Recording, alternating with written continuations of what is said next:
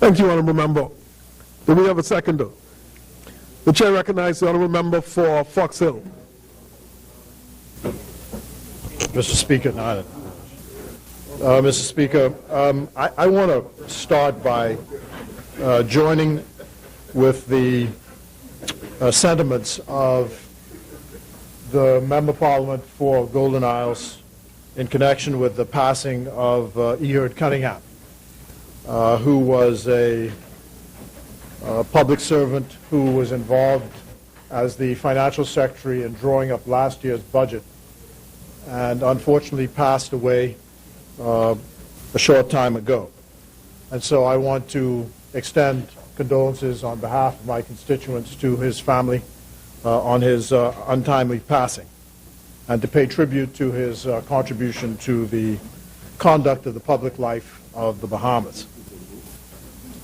Secondly, I want to recognize in our gallery, if I might, Mr. Speaker, the presence of the Honorary Counsel for the Bahamas, Dr. Monica Davis, in Trinidad and Tobago. She represents our interest in Trinidad and Tobago. She's sitting there with the Foreign Officer, Joy Newbold. Monica happens to be my classmate from St. Augustine's.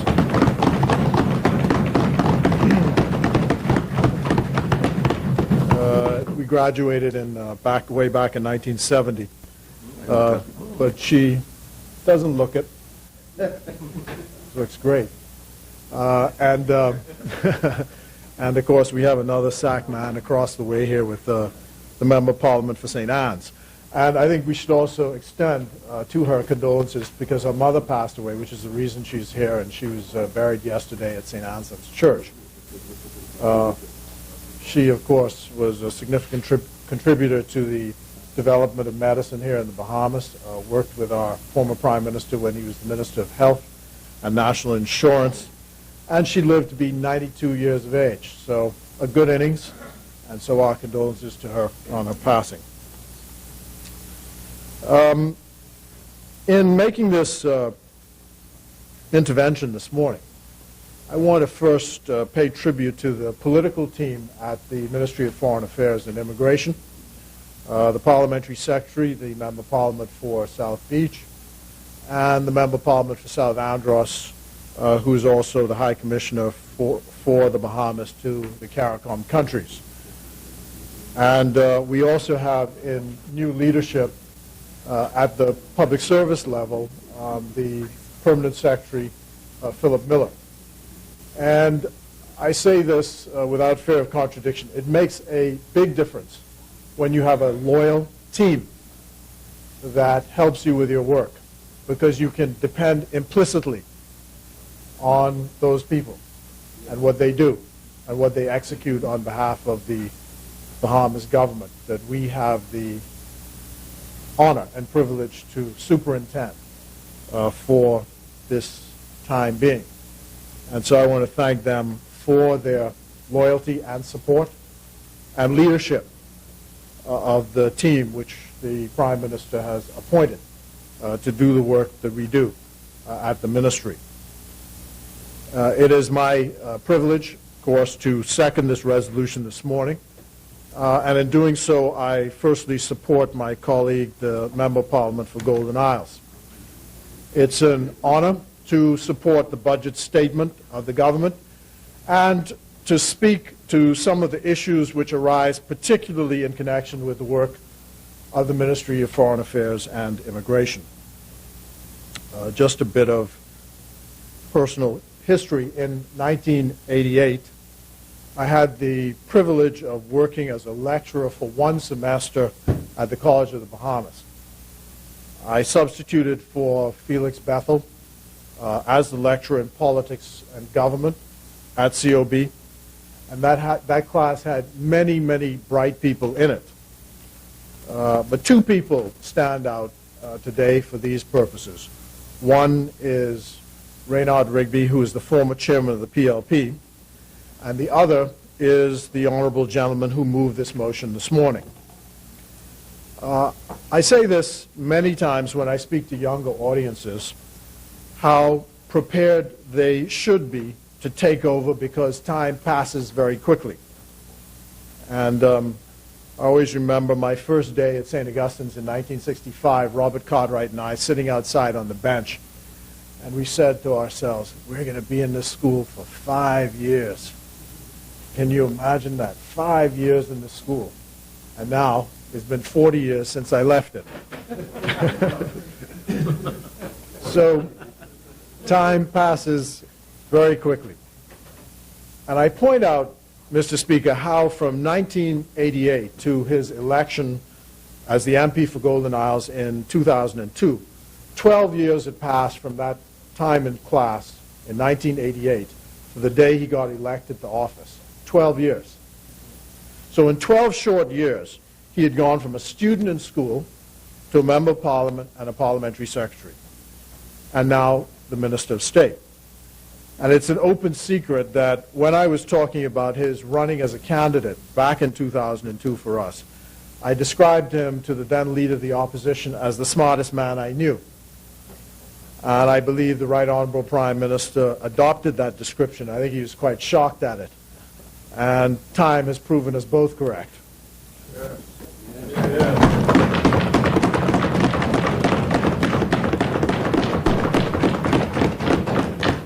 There's no doubt then that congratulations are in order for a job well done in shepherding the day-to-day responsibilities at a political level for what was presented by the Right Honourable Prime Minister last week in this House. And I therefore use that example again today of how he was able to progress from a student at COB to what he is today, and we are all unanimously proud of him.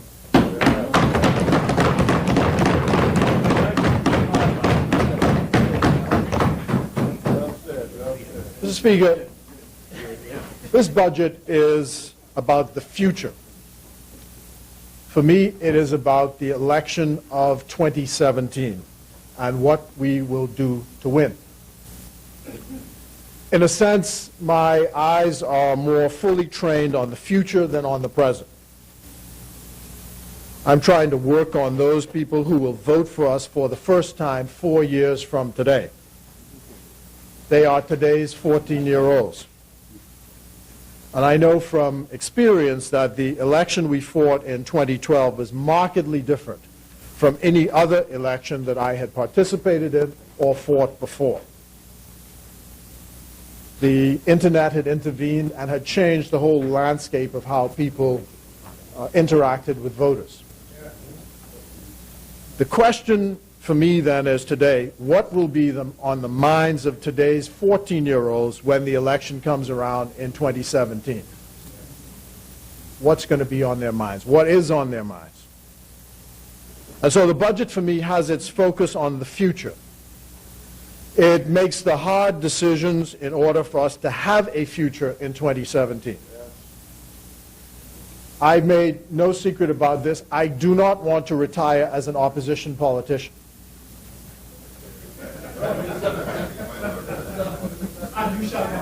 I want to retire in the government. And I want to retire with a comfortable life, knowing that I contributed to doing the best for the country and that the country will ensure that I continue to prosper with respect and dignity while I'm no longer actively involved in public policy.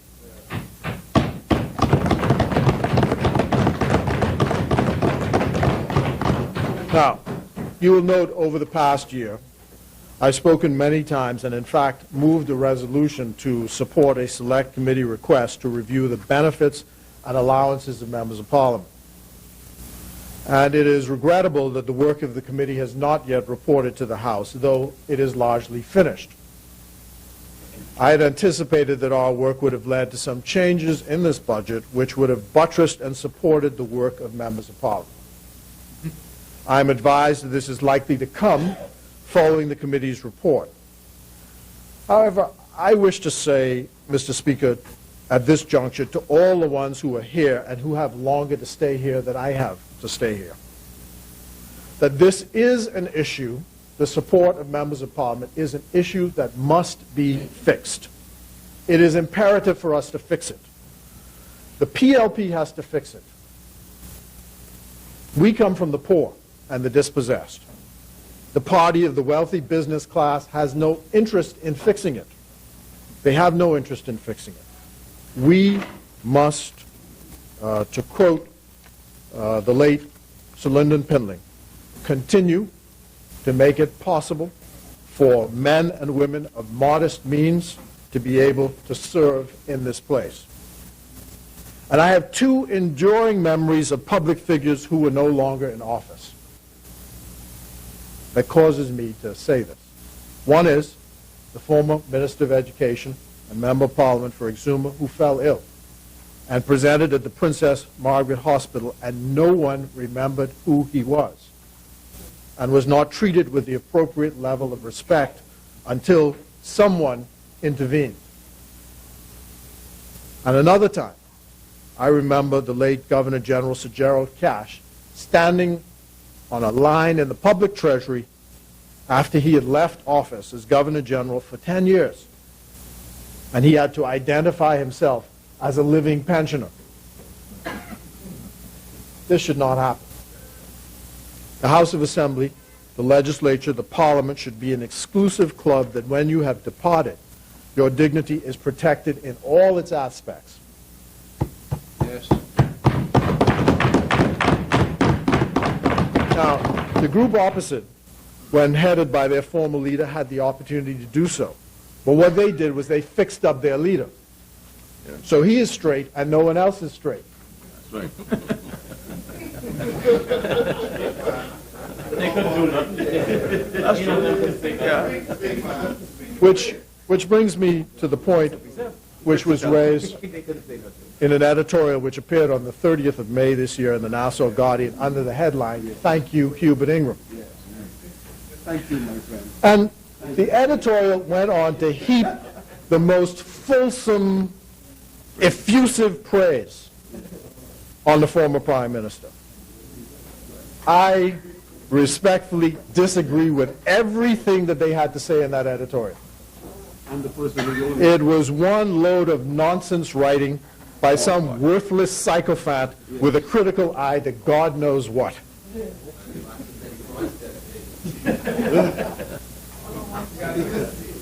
I say this He wrote it himself. in the context of how the press treated the budget He wrote it. Sharon wrote and it. the question of whether there's balance when it comes to the PLP. Sharon Taylor wrote it. Notice, I didn't complain about the bias, you know, and this is an important point to me. I didn't complain about the bias. As I explained to one of the reporters on Guardian Radio, it is clear that there's bias against the PLP. That much is not in doubt. The question is, what about balance? Not bias, but balance.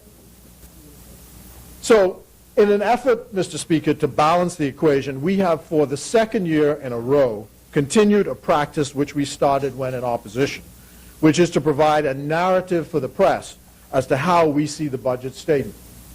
So, this was led by the Honourable Minister of State. And as soon as he was finished reading the statement, and there was sometimes for question, the person who we think authored the article, that particular editorial, left with great dispatch. There was a wind behind him. And that seemed like contempt for the whole exercise. Not even a pretense. Just contempt. So, the editorial about praise for Hubert Ingram indicates a hankering back to an era that will never return. Never. Never return. Not even minutes would agree with that. Well, in fact, he was the one who pronounced the end of the Ingram era. Yes. I mean, we joined with you. And was suffering ever since. It was an era of boorishness, insensitivity, packing people without mercy from their jobs in the public service, selling off the national patrimony. And what is particularly galling is not that they did not write an edit, not the fact that they wrote an editorial, not writing an editorial saying, for example, thank you to the Member of Parliament for Centerville. They should have had at least one of them for turning the corner on this unholy mess in which the former Prime Minister left us. But the praise of the former Prime Minister now is coming from an organization, an institution, a commercial entity, which the former Prime Minister himself described as led by two men who were, in his words, too damn greedy. That's what he described them as. The owners of The Guardian. Yeah. Said they're too damn greedy. That's how he described them. Yet, the Nassau Guardian says, thank you to Hubert Ingram. I mean, this is incredible. And congratulates the boorishness as leadership. They really are suckers for punishment. You know, Eileen Karen of the Tribune, who is simply pathological when it comes to her hatred of the PLP, you can understand this. But the Guardian, I just don't get it. I just don't get it. The PLP has them get the Guardian. You know, Mrs. Karen just can't help herself. So you just roll your eyes when she writes something. But for young, educated Bahamians, such as those who work at the Nassau Guardian, that's a whole nother story again. Whole other story again. Anyway, I say to the Nassau Guardian what the lawyers say. Audi, alterum, partem. What does that mean? Audi, alterum, partem. All, that's balance. Hear the other side. Yeah. Hear the other side. How about the fact the man who they're praising,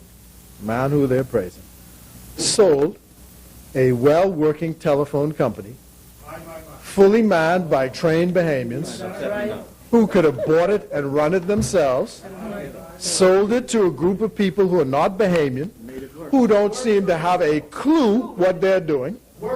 They're raking in profits at the expense of the quality of service, whose mantra now is the telephone message, the party you are trying to reach is not now available, who gave away the national patrimony at a fire sale price, and we are to say thank you to him. Have they taken leave of their senses? How quickly do we forget?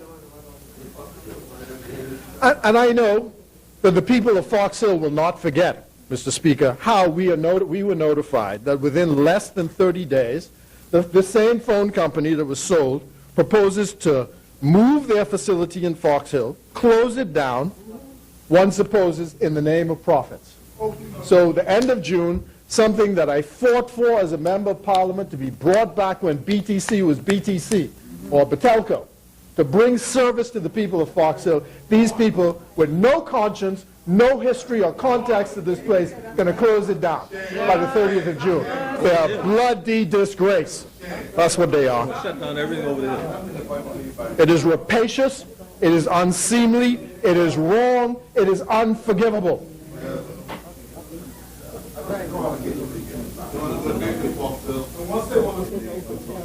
The Roman Catholic Church, Mr. Speaker, has a doctrine, has something to say about this kind of behavior. And the last Pope, Benedict XVI, in his encyclical on integral human development in charity and truth, wrote this: economic activity cannot solve all social problems through the simple application of commercial logic. This needs to be directed toward the pursuit of the common good, for which the political community in particular must also take responsibility. Therefore, it must be borne in mind that grave imbalances are produced when economic action conceived merely as an engine for wealth creation is detached from political action conceived as a means for pursuing justice through redistribution. Okay. And Pope John Paul, his predecessor, defined the common good as the good of all and each individual, because we are really responsible for all. And I would really recommend to both the Nassau Guardian and this telephone company, it is the common good, or what the Anglicans call building up the common life. So, I will not say thank you to Hubert Ingram. I will simply say thank you for seeing the end of him in public life. Our image of ourselves, that is, the PLP and how we work, is portrayed to the public is something that we depend upon the press to do. We have a responsibility to manage, to some extent, how information is shared. We have a lot to do in this area in building up the relationships to ensure that our message gets equal time. It is critical going forward that the nation hears our voices and not filtered through someone's interpretive biases. It is easier than ever to do that given today's technology. And I will show you the nature of the problem. One writer on Facebook described their own experience with the way the media deals with the PLP's message. Here's what they said on Facebook. Chairman of BEC, Leslie Miller, announced today his plans to put 7,000 Bahamians without power supply back on the BEC grid. But before the chairman could speak a word, NB12 had the former defeated minister for BEC, Fenton No More Nemore, in the newscast. When are we going to hear the plans of the new government if every time the news comes on, these ghosts and holograms of the past, who plunged thousands into darkness, are still getting all the airtime on national radio and TV? Boy, I tell you, the man who was giving out free light bulbs when people's lights were off didn't have a plan in place to restore power Bahamians for 5 years. You think he got one now?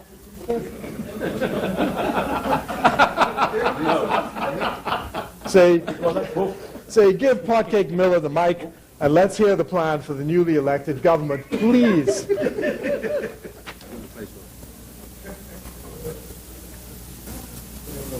Yeah. So,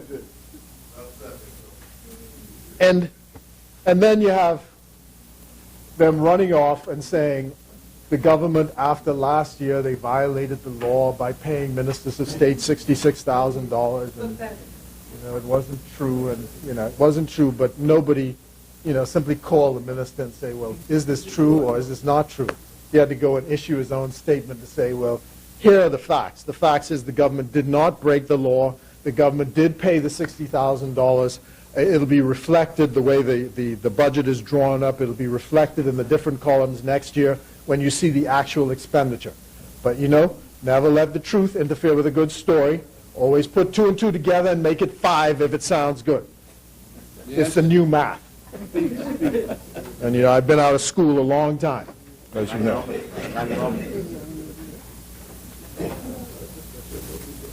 I believe the work in this area of information management will evidence itself in the budgetary allocations for the Bahamas Information Services. But the party machinery itself should be equipped and supported by the state in order to carry out its critical work.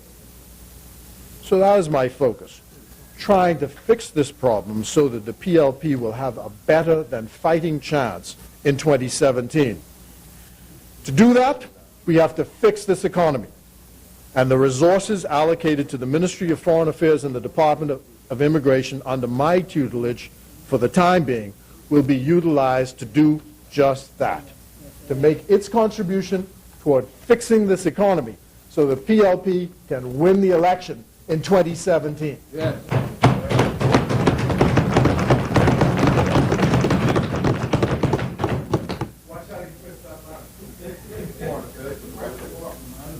When I was 18 years old, I was having a chat with Lyndon Pinling in his office, and I was railing against the fact, as young people do, that MPs had to give out hams and turkeys at Christmas time. I told him, when was that going to stop? And he looked quite bemused, and he said to me, not in my lifetime, maybe in yours. So today I'm standing here and talking to the younger ones and saying the same thing to them. Not in my lifetime, maybe in yours. The problem is...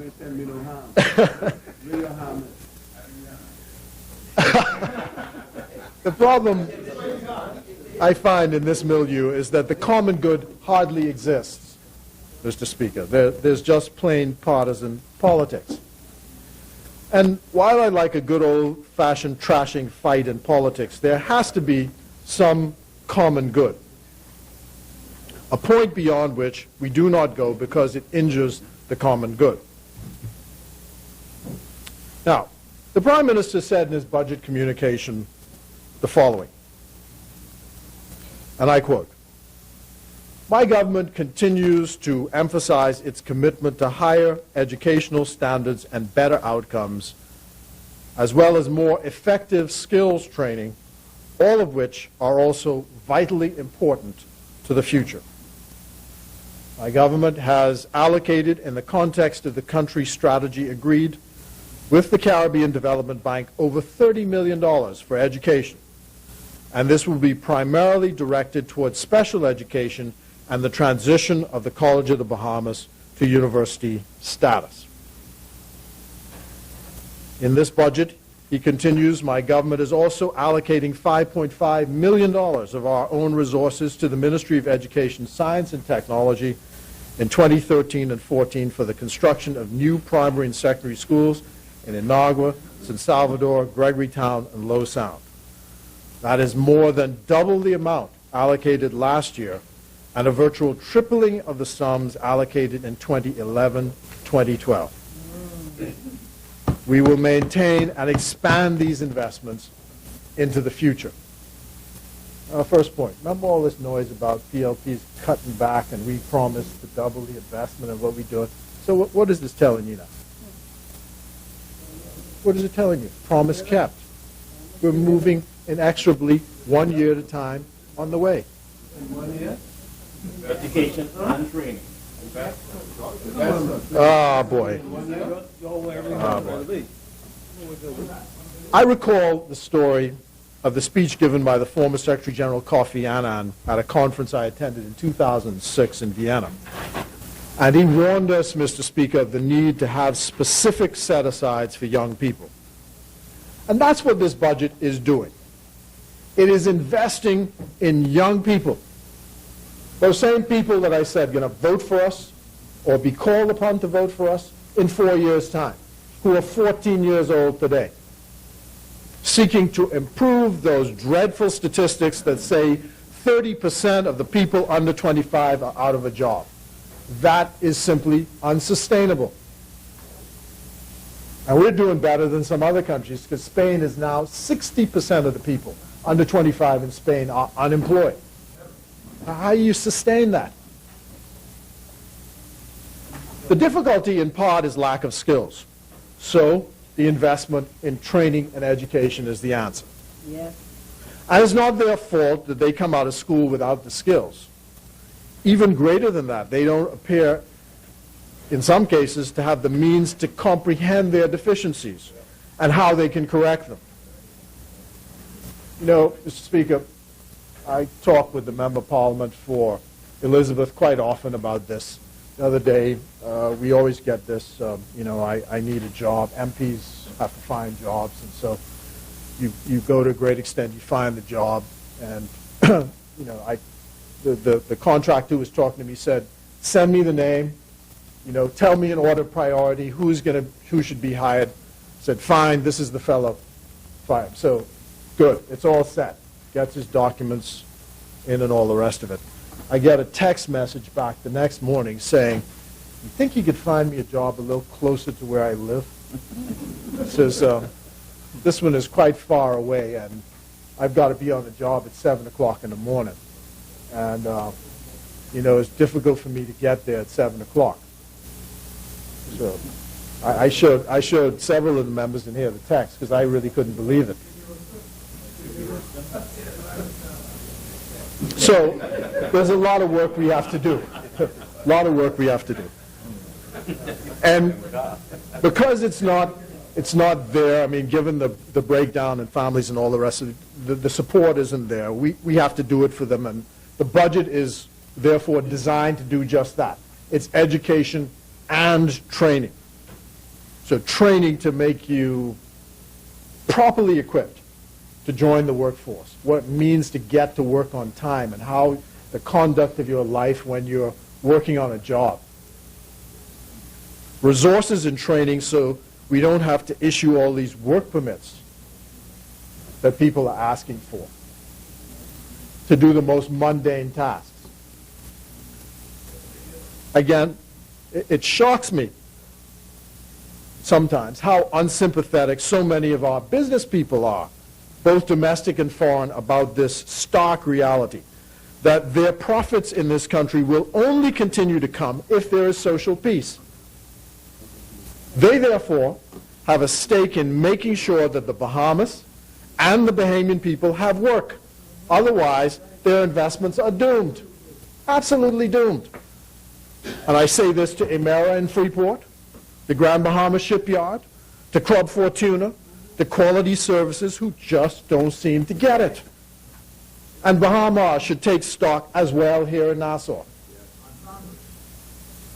You have to have a stake. You have a stake in making sure there's social peace in this country.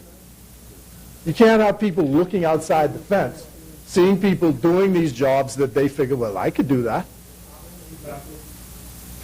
I actually had someone from immigration call up the Grand Bahama Shipyard this morning. I was telling the Minister for Grand Bahama, because of a report on the television last night where Bahamian employees are complaining that they're sandblasters and they've been laid off. And they see foreign nationals continue to work. The company's explanation is that these people are contract workers, and the job they were working on came to an end, but fortunately a new job came in overnight, and some of them, they say, have been rehired. So we'll see. But what I want to do is to make sure, I'm making sure that these companies get the message and that we keep monitoring what they're doing. Yes, To hold them to account. yes. Recently, I was sharing with the Minister for Trade my experience in Qatar, where Middle Eastern countries were having a seminar on their economies. And they say they have to create 50 million jobs by the year 2050. 50 million jobs. They spoke about the fact that the school system does not prepare people for working for themselves, and the only way they can meet their goals, they think, is by entrepreneurship. So they're saying, and this applies to our school systems as well, because the interesting thing about it was one of the people on the panel started talking about the wonders of junior achievement in Egypt, saying how this had transformed in many ways the culture of young people preparing themselves for working for themselves. Because many of these economies have concluded that they're not going to be able to generate the jobs in the traditional way. So people have to create jobs for themselves. They have to invent new businesses. They must have access to capital. And I shared this experience with the Minister of Trade, and he remarked how he had come to the same conclusion, and that for the young people in his area, he had brought in Mark Turnquest, the Minister for Trade, meaning the Member of Parliament for Elizabeth. He had brought in Mark Turnquestism, who held a seminar, and he was surprised at the volume of people who showed up to the seminar. And he said some of the toughest guys off the streets were sitting in that seminar, something they had to pay to come to. It's about 100 people, who turned up. Showed up, listening, hungry for information. So, it's now our time to do our part, because part of it, of course, is providing the capital for them to go further once they have the idea and to be able to develop their ideas. So people want to learn, and they want to work, and they want to be engaged. So government must use its resources to facilitate that. And there's still too much today of what is happening, and I would share, Mr. Speaker, a letter which was written to me just yesterday. One of a number of these letters, I'm sure members of Parliament get them all the time, says, "Good morning, Mr. Mitchell. Mommy approached us, my siblings and I, telling us that she met with the bank yesterday and that they told her we're in jeopardy of losing the house due to the mortgage being behind. I took her to the bank not knowing what this appointment was about. I know I asked you times before to help with employment, but now it's more important and serious. The job pays less than $1,100 that I have per month. If you can recall, I have a Bank of the Bahamas, Commonwealth Bank, and school fees to pay, so I'm literally left with nothing. My debt exceeds my current monthly salary by a lot. And I even have a balance at COB. I really need your help and/or referral at getting a greater paying job to help with the mortgage and school and other loans I have. I'm graduating in the spring 2014, so I really need a job and a much better paying one. The work I do is great, but I have bills. I don't want to lose my house, so please help. And you get this many times. Many times. And I want to, at least in the first instance, express empathy and sympathy with this position. Because I can't fix it. I can't fix them all or fix the problem, except to apply the general policies that we're trying to do now in the hope that sooner or later this thing turns around. But you can't, people think that because, you dress up in suit today, that this is how it's always been. It's not always been this way. So I understand entirely. I understand. When I left high school in 1970, my old man lost his job. And he was out of a job for 2 years. 2 years, nothing. I remember him telling me how he spent his last $1,000 to pay my school fees to go overseas. 2 years. And I know the pressure that I put on my parents' marriage, their family life. I was talking to a young man the other day who was a contractor. And he's standing up asking me again, is there any work? He's living with his in-laws because he's been without work. And he said the marriage is about to break up. He said he used to hear people say that money used to make a difference in marriages, but he never believed it because he thought it was love and, But he just said, I guess there is love. There's no question about that. But he said it just amazed him how the personality of his wife changed so entirely once there was no income coming in.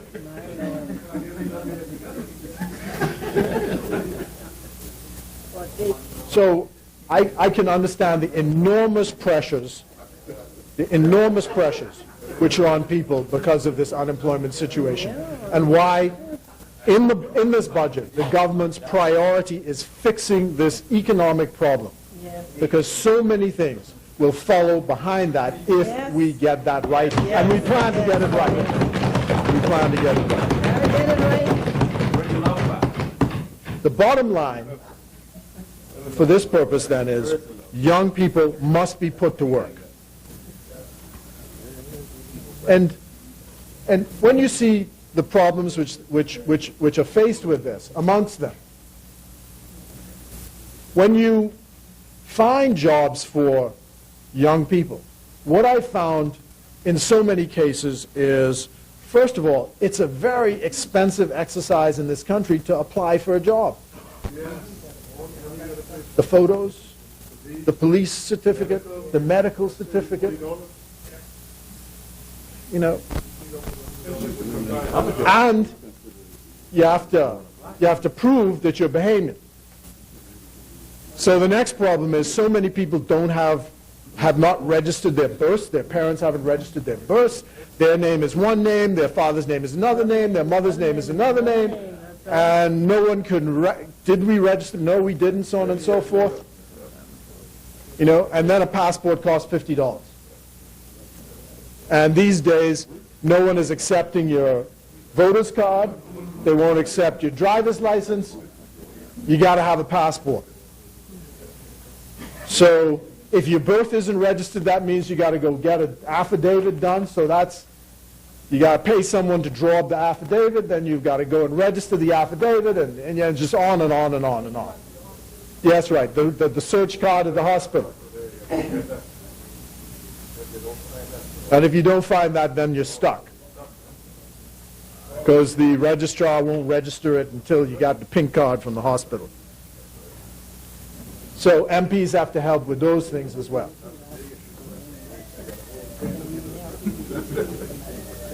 But, Mr. Speaker, I also want us to pay attention in this budget to what we're doing in sports and culture. Yes, please. The PLP negotiated that stadium, the Thomas A. Robinson Stadium, under the Right Honourable Member of Parliament for Centerville, as a gift to the young people of the Bahamas. Yes, yes.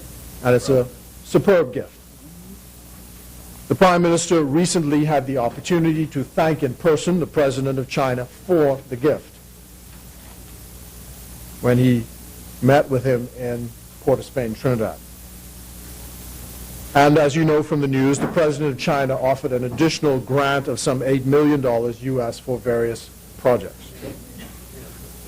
And the Chinese also have on offer $1 billion for lending at concessionary terms for the whole Caribbean region over 20 years at 2% interest. And I see where the Deputy Leader of the F&M is naysaying the borrowing, but the first thing is the Prime Minister did not commit this country to any specific borrowing. But if there is to be development and there is cheap money available, why not? Particularly when our traditional friends are telling us that they're not supporting lending us money anymore. Recently, the Canadian government abstained at the Caribbean Development Bank meeting to support our country program, the same program that the Prime Minister talked about. The Canadians abstained. Didn't tell us why, but we understand something to do with problems with our GDP per capita. Concessionary lending is right now prohibited by the World Bank, for example, to the Bahamas because our GDP per capita is too high. Which is skewed. That's right. And we're really tired of pointing out to them what the problem is with this measure. And I'll put it in simple terms. I think I'm told it's called the Robinson Crusoe syndrome. If you have two men on an island, one worth $1 billion and the other worth $1, what is the GDP per capita on that island? $500,000. One is worth, exactly, $500,000 is the answer. So they're saying the GDP per capita on that island of two people where there's $1 billion of income, the GDP per capita is $500,000. Half a billion. Except that one only makes $1 and the other makes $1 billion. And 50 cents. And 50 cents. Right. Yeah. So that's the problem with that measure. That's the problem with that measure. It's not a true measure of the wealth of the island and the people in it. So our foreign policy then is to be fine-tuned with the sum of $24,912,000 allocated for this fiscal year, down some $495,778 from the $25,408,122 that was allocated to us last year. And we're going to make it our business to find more money for this country over the next year. Yes. That's our business. I said the general rubric is to make the policy of the Ministry of Foreign Affairs, the aim of the Ministry of Foreign Affairs is to ensure that there's a seamless passage of Bahamians around the world, whether for business or tourism, whatever. That's what our job is, principal job is. But connected to this has to also be now the mission of finding capital for the Bahamas. And so over the next year or so, there'll be substantial time spent in the Middle East and Asia doing just that, trying to find and search for new sources of funding for this country, new sources of investment. It is critical that we do so, as the traditional markets and sources appear to be challenged. This does not mean abandoning our traditional friends. But in a time when our country is capital starved and there is excess capital in areas of the world outside our normal sphere of influence, it would be foolhardy not for us to search. I've spoken to my branch executive to help them appreciate and understand the nature of what I'm about to embark. It is critical to whether we win this next election, and I will be depending on the mechanisms that I put in place to support my work while engaged in the foreign affairs work that I've been assigned to do. It's not without considerable risks for me politically, but I believe it is for the better good. I was told a story the other day, Mr. Speaker, of a young man who at 17 in the United Kingdom invented a new app and became an instant millionaire. And there, a group of Bahamians, young people, were enthusing justifiably over this accomplishment. However, I think that we in this region have forgotten that we have our own app inventors. Who can forget Usain Bolt, who runs the fastest in the world and now makes an estimated $20 million US from his talent? Our kids who have won gold medals, Chris Brown and Demetrius Pinder, can do the same thing. And so, the investment by the PLP in sports and culture will be critical also to solving the issue of youth unemployment.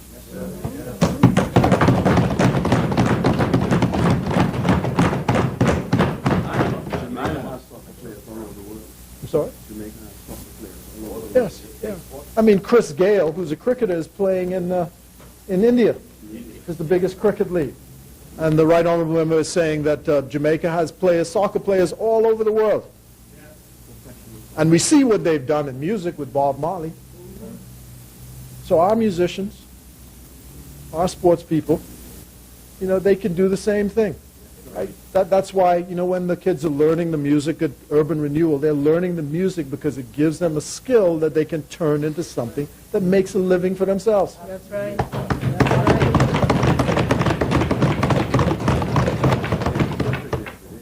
And then the issue of government contracts, using government contracts to young people and using the government to empower people is key to tackling youth unemployment. So my number one focus is to get these young men and women into the workforce. You know, I told someone, I stepped out of high school, you know, and my mom, she didn't play. You know, she was Dow Rose secretary. She just called up someone and said, I need my boy to go to work. So I stepped out of high school and went to work as a messenger in the Tourist News Bureau, and I have never been without a job from that day to this. And yet, I think that is the common experience of many people here. You started as a messenger. As a messenger, yeah, for the Bahamas Tourist News Bureau, which was then a part of the ministry.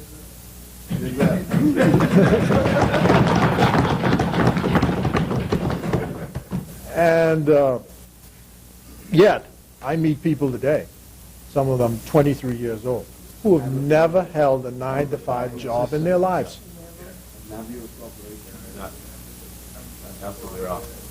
And it makes a difference. That 9-to-5 business makes a difference. Regularity makes a difference. It's a discipline. It's the commitments, you know, the belonging to something all makes a difference. So that's what this budget is designed to get at. You know, to give the support to these young people to say, this is a country that you can commit yourself to because the country is going to provide the economic benefits for you and your families to survive in. That's us. That's us. That's right. That's us. And so immigration policy is going to be used to force this issue if the business sector will not get with the program.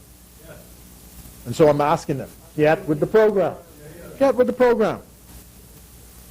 And what's also important for us is for the parliamentary colleagues not to go wobbly on immigration, because the usual suspects are out there making noise about this policy.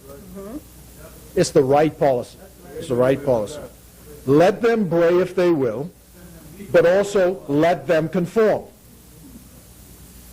It's important that we speak in one voice in this parliament on this matter. Bahamians first. That's right. And there are no exceptions. I'm looking forward to the day, way down the road, Mr. Speaker, when this will be a country of 750,000 people. Nassau being a city of 500,000 people. And to do that, there will have to be rapid infrastructural development, planning, new rules of social behavior, and plenty of new capital. That then must be our, what then is our next big project? You know, the airport is now winding down. The hotel is almost built. And we know that construction actually drives spending. You just have to see it in Abaco at Baker's Bay, man. I mean, these guys, when they get paid on Friday, you know, Brother Davis's bar is having a, it's full there in Marsh Harbor, spilling over. And their wives and girlfriends get their part of the pay packet, and they go and spend. So that's what we're trying to do. What is the next big project? And so if our friends, the Chinese, can provide the cheap capital, and the Americans have indicated no issue with this at all. You know, we had the meeting with Joe Biden. Prime Minister met Joe Biden down in Port of Spain. He said, God bless you. God bless you. God bless you. That's right. That's right. In the foreign policy area, our relations remain good with all countries. And I'm pleased to announce that the Prime Minister has advised the Governor General of the appointment of a new honorary counsel, a new Consul General for New York. He is the customs broker and columnist Forrester Cow. And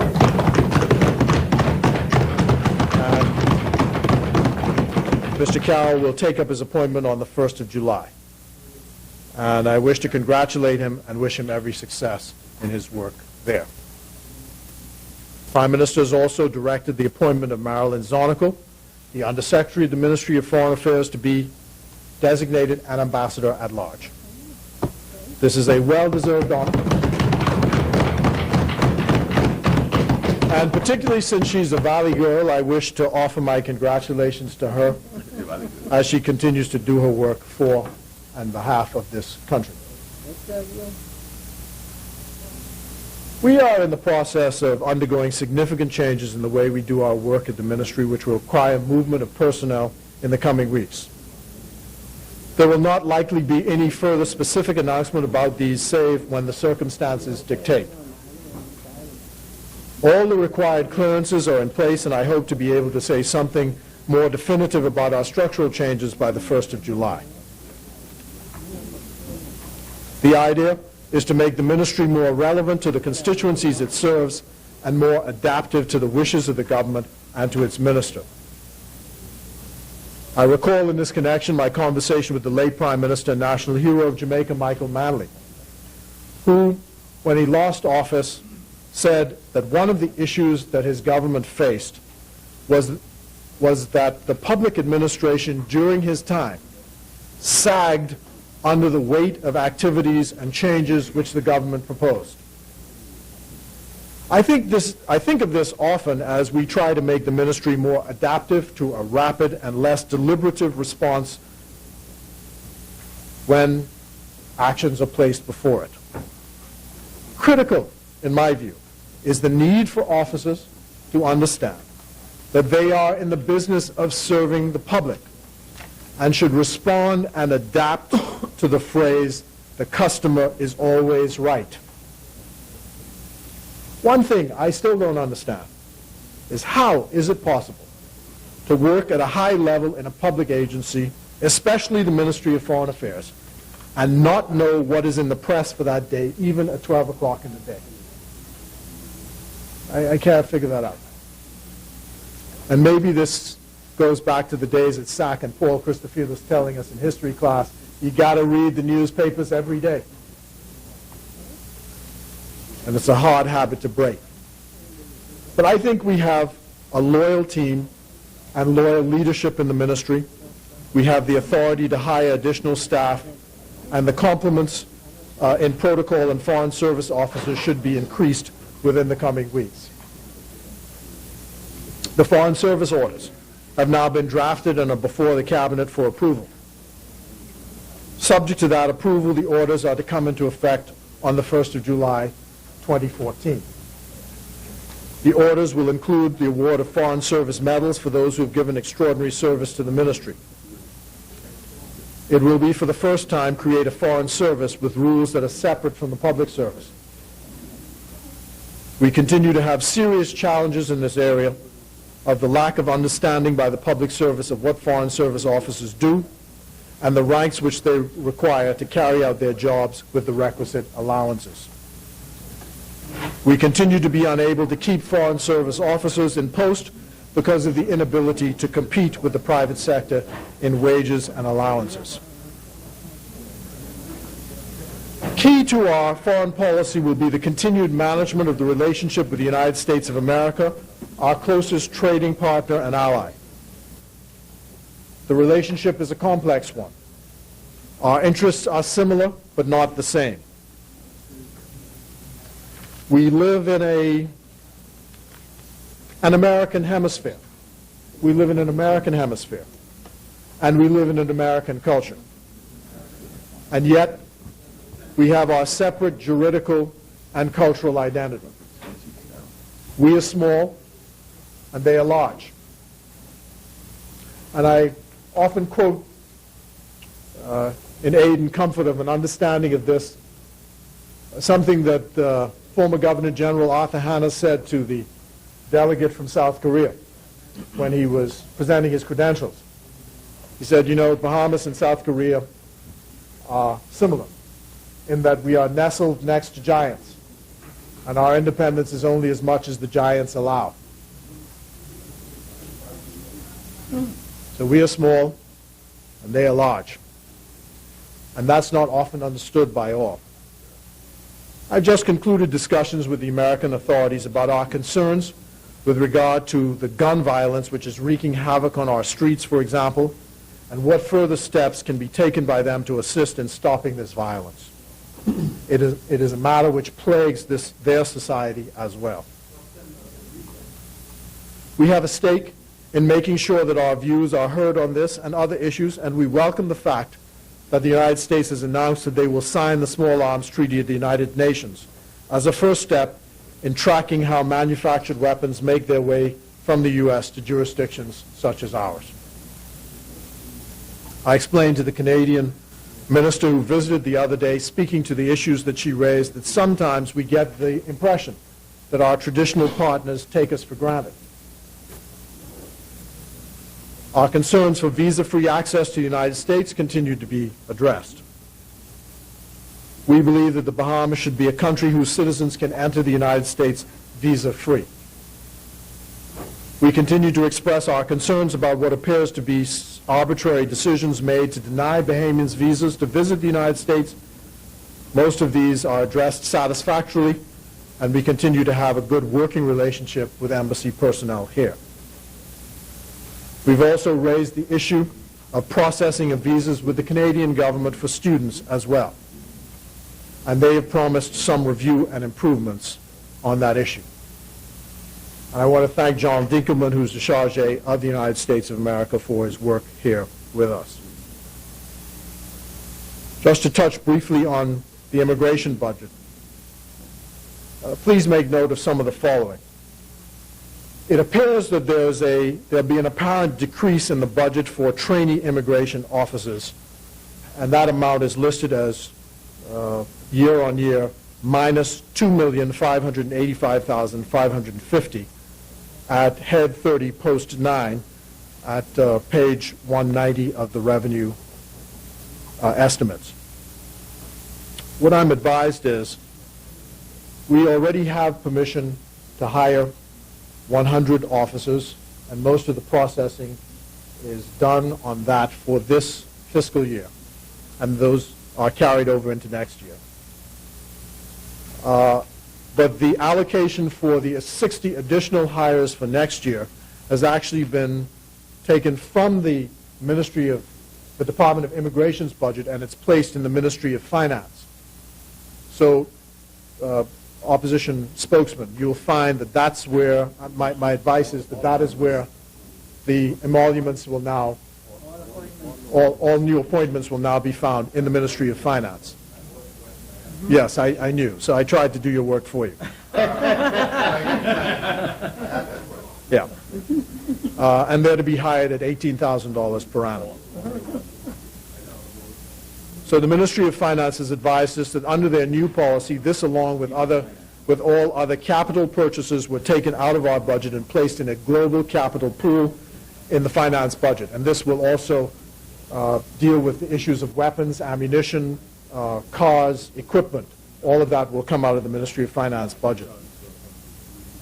To access this, the department will again have to request approval from the Ministry of Finance, and the other capital items removed from the budget and now in the Ministry of Finance's budget will be the rebuilding of the dorms of the detention center, vehicles and arms and ammunition. Those are all in the Ministry of Finance's budget. The items listed by me account largely for the apparent decrease in the total overall allocations of monies to immigration from $18.9 million last year to some $15.9 million this year, a difference of about $3 million.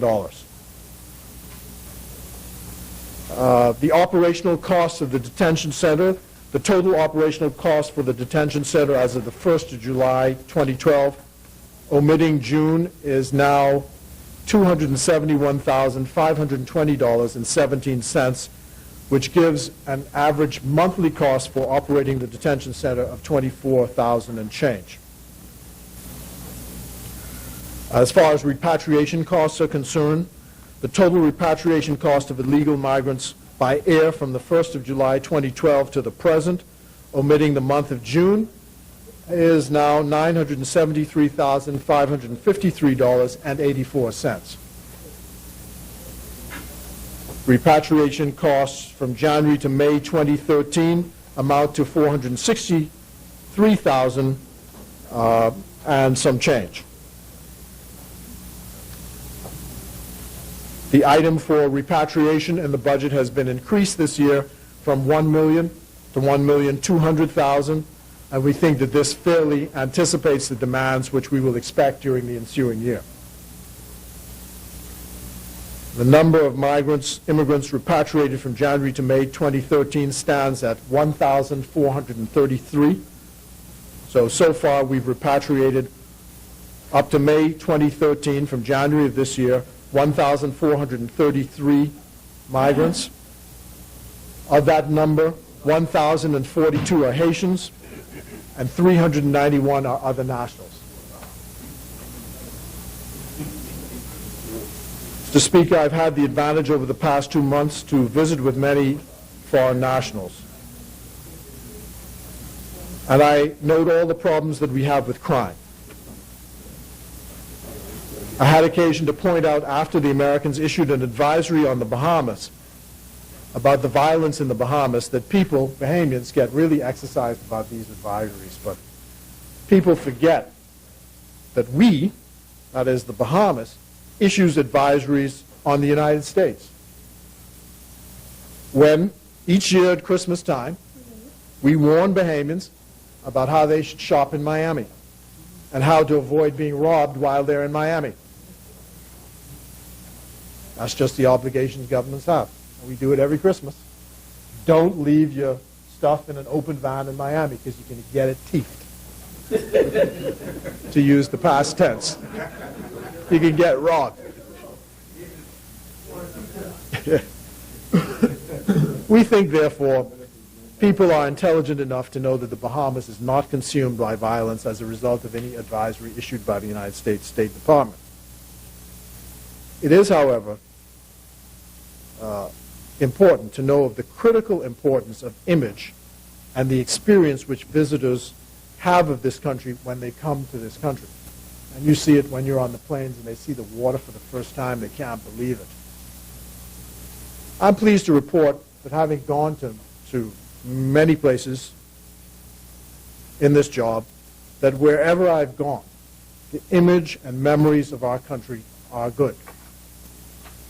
I call it the aha moment. The moment when they ask you, where are you from? And you say, I'm from the Bahamas. And they say, aha. I recall sitting in Morocco at the Ministry of Tourism there, a meeting with the tourism officials. And one of the tourism officials couldn't speak a word of English, but he blurted out from across the table, it's better in the Bahamas. Or arriving in New York just last week, tired from a long flight, and the U.S. Customs Inspector looks at my passport and says, why are you so serious? You're going to the Bahamas. That's paradise. Or speaking in the well of the legislative houses in Illinois, and each representative or state senator that I met telling me without exception that they'd been to the Bahamas and what a great time they had.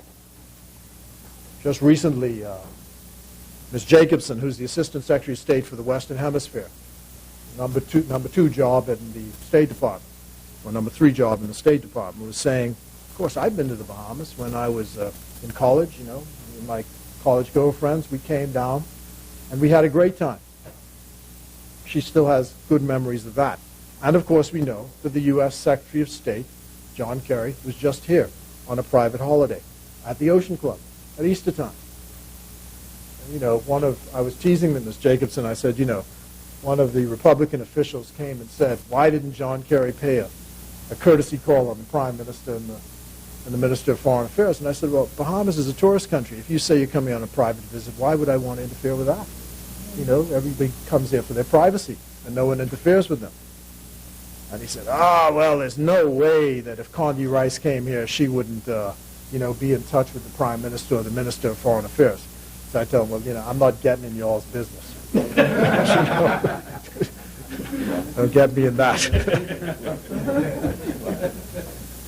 But this image we must protect, Mr. Speaker. And that is why the success of this budget is so critical. And the Prime Minister describes it like this in his budget statement. We are also strengthening the foundations of the economy to secure steady growth and private sector employment creation.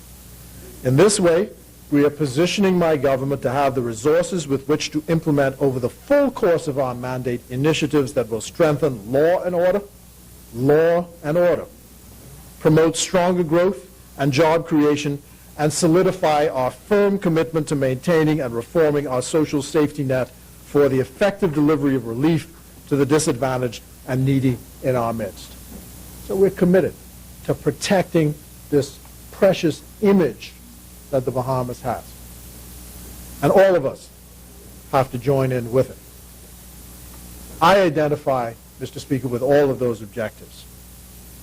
Fox Hill, wherever I go, is foremost on my mind.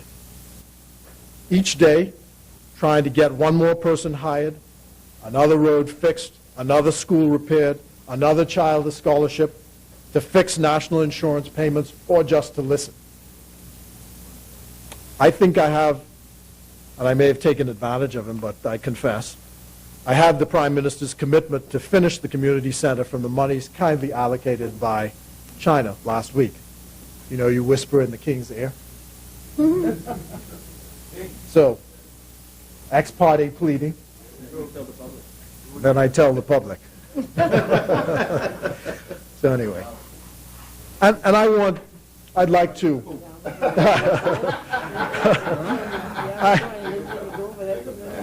I want the government to buy the Junkanoo shack for the Congos so they can have a permanent home. And I invite all of you to the Fox Hill Festival, which begins on Emancipation Day and ends on Fox Hill Day. And on Wednesday, the 7th of August, I'm to give a lecture at the Mount Carey Baptist Church in Fox Hill, which is the oldest church in the village, about the history of the settlement of Fox Hill and its people. And it'll be televised nationwide, and a reception will follow. So you're all invited to join us. I am deeply aware of the impatience with the processes of government, the house repair program that needs to be done, the jobs for their kids. It will, with the help of God, get done. Yes. Now, those who know me know that my views are much more radical privately than I could ever express and remain comfortably within a group like the PLP. But public policy is often too deliberative, and it appears that public administrators are often not sensitive to what our party requires. But I am satisfied, Mr. Speaker, that the PLP continues to be the best repository of the national interest of the Bahamian people, and I certainly am glad to have lived long enough to see the back of Hubert Ingram.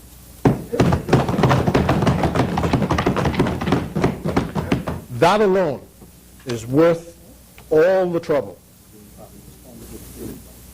on this road less traveled. That alone is worth all the trouble on this road less traveled.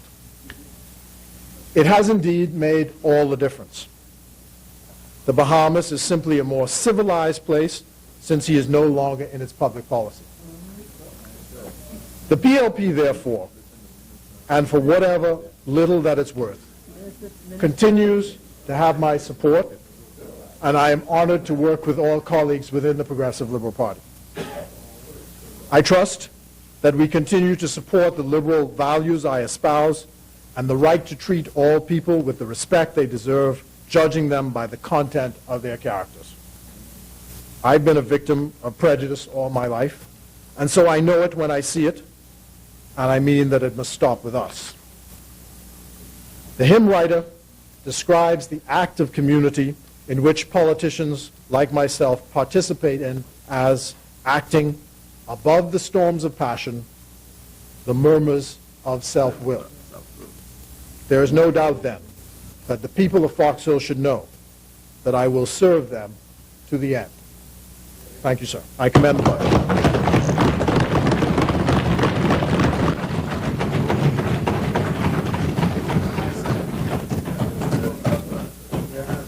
Thank you, Honourable Member.